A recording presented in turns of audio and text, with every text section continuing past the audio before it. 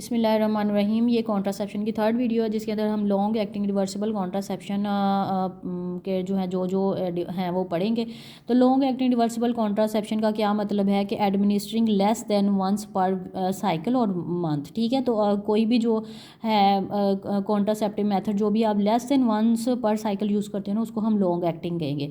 ये cost effective भी होते हैं। ठीक है, इसके साथ जो है ना वो अनइंटेंडेड प्रेगनेंसी का रिस्क कम हो गया है। इसके अंदर कौन कौन से आते हैं, नॉन हार्मोनल आते हैं जैसे कॉपर्टी है, और इसके अलावा हार्मोनल में लिवो इंट्रायूट्राइन सिस्टम आ जाता है, प्रोजेस्टेरोन ओनली इंजेक्शंस आ जाते हैं, और इसके अलावा प्रोजेस्टेरोन ओनली इम्प्लांट्स भी आ जाते हैं।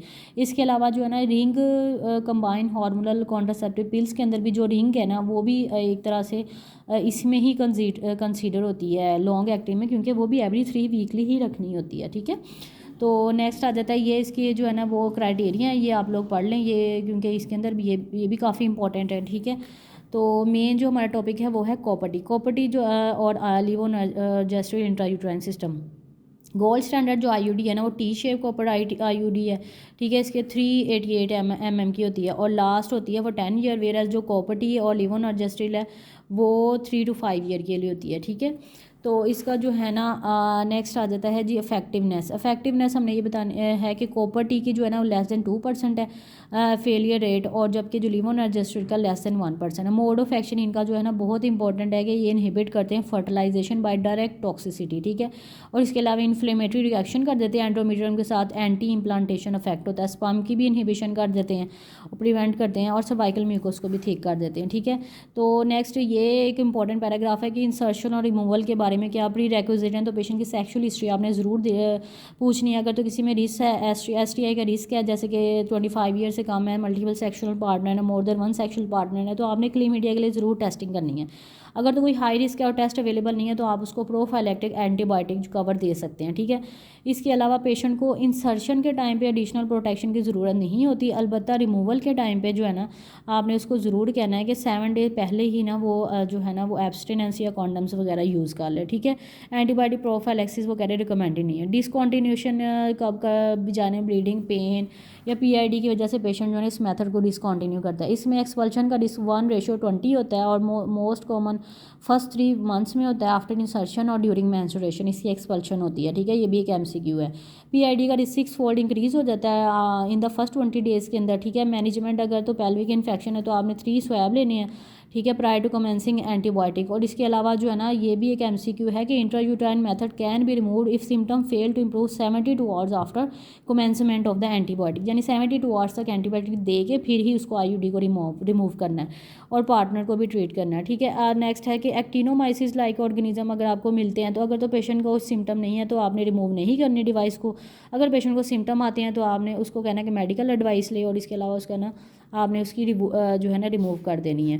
परफोरेशन का रिस्क 2/1000 है, और इसमें जो है ना नेक्स्ट जो आपने अटैम्प्ट करनी है ना IUD रखने की वो प्रीवियस और न्यू के दरमियान ना 6 वीक का इंटरवल होना चाहिए। ठीक है, तो मैनेजमेंट ये क्या, पेशेंट को अगर आप परफोरेशन सस्पेक्टेड है तो वाइटल साइन आपने देखते रहना है, पेशेंट का आपने अल्ट्रासाउंड करवाना है, प्लेन एक्सरे करवाना है, ताकि जो है ना लोकेशन पता चल जाए।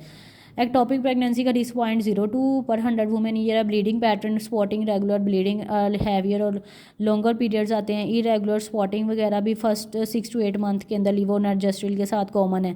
तो मैनेजमेंट ये कि पेशेंट पहले तो पेशेंट की सेक्शुअल हिस्ट्री ले लें। ठीक है, STI वगैरह को रूल आउट कर दें, और लिवोजेस्ट्रल वगैरह के लिए आपने मेफिनेमिक एसिड और या फिर आप COCP और कॉन्ट्रासेप्टिव एडवाइस कर दें, और जो कॉपर्टी है उसके लिए आप एनसेड्स और एंटीफिब्रिनोलेटिक ट्रांजामीन वगैरह दे सकते हैं। ठीक है, वेजोवेगल सिंकोपी भी हो सकती है 0.2 से लेकर 2.1% ड्यूरिंग इंसर्शन। ठीक है, तो इसमें पेशेंट को sweating, pallor, bradycardia less than 60 heart हो जाता है। मैनेजमेंट ये कि प्रोसीजर को अबंडन कर दें, इंस्ट्रूमेंट रिमूव कर लें, BP और पल्स चेक करें, ऑक्सीजन दें। ठीक है, मैनेजमेंट में एट्रोपिन 0.6 mg/ml देनी है उसको।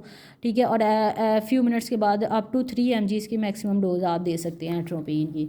नेक्स्ट आ जाता है कि लॉस थ्रेड हो जाता है, तो आपने सबसे पहले सर्वाइकल केनाल की प्रॉबिंग करनी है, फिर अल्ट्रासाउंड करवाना है पेल्विस का, और थर्ड लाइन है कि आपने प्लेन एक्सरे एब्डोमेन करवाना है। प्रेगनेंसी अगर पेशेंट को हो जाती है तो आपने अगर तो up to 12 weeks of gestation है तो आपने उसको रिमूव कर देना, क्योंकि इसके साथ जो है ना सेकंड टाइमेस्टर मिसकैरेज का रिस्क ज़्यादा होता है। हार्मोनल साइड इफेक्ट्स जो है ना प्रोजेस्टेरोन के साथ ज़्यादा हैं, breast tenderness, mood changes, loss of libido वगैरह। तो इसके अलावा ओवेरियन सिस्ट का रिस्क भी इंक्रीज़ हो जाता है। जो नॉन कॉन्ट्रासेप्टिव बेनिफिट्स है उसमें ये कि ये मेंस्ट्रुअल ब्लड लॉस को कम करता है, ठीक है। First line therapy endometrial protection करते हैं, मेनोपॉजल सिम्टम्स को कम मैनेज कर में हेल्प करते हैं और एंडोमेट्रियोसिस की मैनेजमेंट में भी। नेक्स्ट आ जाता है प्रोजेस्टेरोन ओनली इंजेक्शन। इंजेक्शन में आ जाता है डंपा। डंपा जो है ना ये एवरी 12 वीकली यूज़ किया जाता है, ठीक है। ये जो है ना इसके वो क्राइटेरिया हैं, ठीक है। सबक्यूटेनियस जो डंपा होता है ना 104 milligram given subcutaneously every 13 weeks, और ये यूनी इंजेक्ट के तौर पे प्री फील्ड इंजेक्टर होता है जिसको पहले शेक कर लेना अच्छी तरह, और इसके बाद आप इसको जो ना अपर एंटीरियर थाई या एंटीरियर एब्डोमेन के अंदर आप लगा सकते हैं। तो ये ना एंटीकोगुलेंट वाले पेशेंट्स को बेनिफिट करता है जिसमें हीमाटोमा बनने का रिस्क होता है, ठीक है।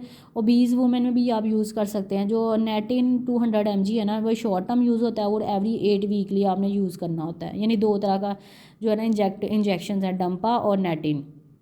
मोड ऑफ एक्शन ये भी इनहिबिट करते हैं ओवुलेशन को, स्पर्म की पेनिट्रेशन को प्रिवेंट करते हैं और एंडोमेट्रियम के अंदर चेंजेस करते हैं। इफेक्टिवनेस इनकी जो है ना लेस देन 4 पर 100,000 है। नेक्स्ट आ जाता है कि रिटर्न ऑफ फर्टिलिटी जो है ना डंपा के साथ जो है ना 1 ईयर के बाद आती है, ठीक है। डिसकॉन्टिन्यूस 50% डिसकॉन्टिन्यू कर देते हैं ब्लीडिंग और वेट गेन की वजह से। इसके जो साइड इफेक्ट्स हैं उसके अंदर एमेनोरिया, स्पॉटिंग, इनफ्रीक्वेंट ब्लीडिंग, और 1/3 वुमेन के अंदर एमेनोरिया एट 3 मंथ होता है, 70% के बाय 12 मंथ्स होता है, ठीक है। Use weight gain 2 to 6 kg weight gain होता है, और हेल्थ इश्यूज़ में कार्डियोवास्कुलर का कोई रिस्क फैक्टर नहीं है, लेकिन बोन मिनरल डेंसिटी को ना ये स्मॉल लॉस हो जाता है। तो रिकवरी जब आप इसको डिसकंटिन्यू कर देंगे तो दोबारा से रिकवरी हो जाएगी बोन मिनरल डेंसिटी की।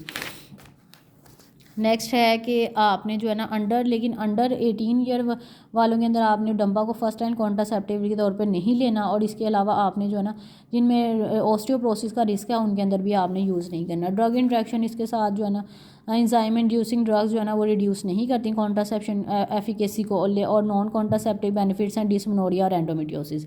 नेक्स्ट थर्ड हमारा टॉपिक आ जाता है प्रोजेस्टेरोन ओनली इम्प्लांट्स। इम्प्लांट्स में आ जाता है नेक्सप्लानोन जिसके अंदर सिंगल रॉड होती है, जिडेल जिसके अंदर 2 रॉड्स होती हैं, नॉर प्लांट जिसके अंदर 6 रॉड्स होती हैं, ठीक है। तो ये इनके भी क्राइटेरिया हैं, ठीक है। इसके बाद इनका जो मोड ऑफ एक्शन है ये भी ओवुलेशन का इनहिबिट करते हैं, सर्वाइकल म्यूकस को ठीक करते हैं। सबके तकरीबन यही मोड ऑफ एक्शन है, सिवाय जो है ना कॉपर आईयूडी और इंट्रायूट्राइन सिस्टम वो जो है ना वो फर्टिलाइजेशन को इनहिबिट करते हैं। इसकी जो इफेक्टिवनेस है वो लेस देन 1 in 1000 है। साइड इफ़ेक्ट्स इसके साथ ब्लीडिंग प्रॉब्लम हो जाती है, 20% में एमेनोरिया हो जाता है। आपने सेक्शुअल हिस्ट्री ज़रूर लेनी है सॉरी ब्लीडिंग, अगर इरेगुलर ब्लीडिंग हो रही है तो सेक्शुअल हिस्ट्री लेनी है, और इसको मैफिनेमिक एसिड या आप ओसीपी दे सकते हैं। वेट गेन इसमें 3 to 12% के अंदर वेट गेन होता है, और इसके अलावा mood changes, loss of libido, acne वगैरह होती है। और डिसकॉन्टीन्यूस 43% में विद इन 3 ईयर डिसकॉन्टीन्यूशन हो जाती है। कॉम्प्लिकेशन विद रिमूवल के डीपली सीटेड होता है, नॉन पेबल और ब्रोकन और माइग्रेटेड इम्प्लांट्स भी हो सकता है। तो इसलिए नेक्सप्लानोन के अंदर ना बेरियम सल्फेट होता है, आप रेडियो पे होता है, तो आप एक्सरे करवा के ना उसको आप देख सकते हैं कि कहाँ पे है। इसके अलावा अल्ट्रासाउंड पे भी लोकेट कर सकते हैं इसको। लेकिन वो कहने हैं इसके साथ BTE, बोन मिनरल डेंसिटी और एंडोकार्डाइटिस के कोई रिस्क फैक्टर नहीं है। Thank you.